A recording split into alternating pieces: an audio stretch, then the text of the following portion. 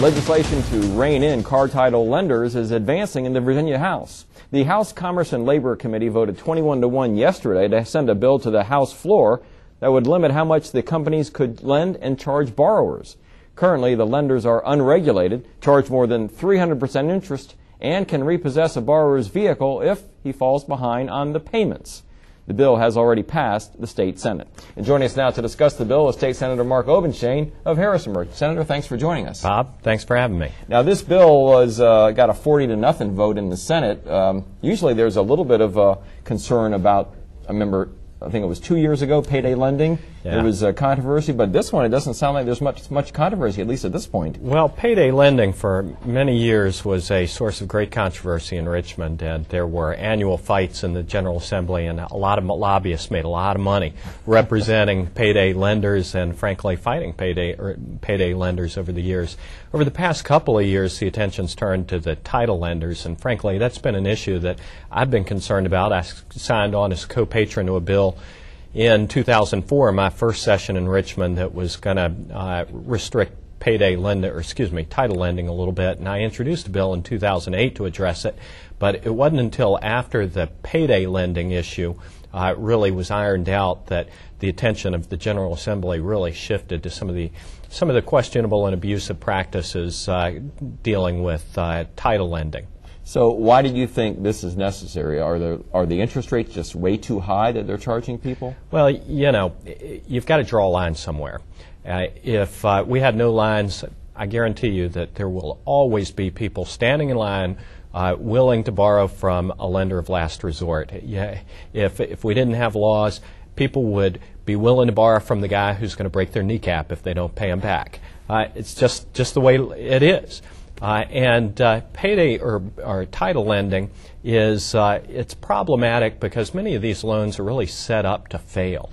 They make these loans to people. They make them give their title as security, title to their vehicle. These are people who are having a hard time making ends meet, having a hard time earning a living, and if they lose their vehicle, it's really, in a lot of instances, their last lifeline to self-sufficiency. Mm-hmm. And some of these loans are 300% interest rates. They're open-ended loans that go on, and people really making these, borrowing money under these loans don't have any idea what their payments are going to be month to month or how long they're going to be. And people really wind up getting into a trap. And this year, people on both sides of the issue, people who feel like it's important to make sure that people do have access to capital and access to loans of this nature, teamed up with opponents of payday loans and title loans and tried to fashion some common sense bill that was going to impose some restrictions, and that's what this does. I mean, it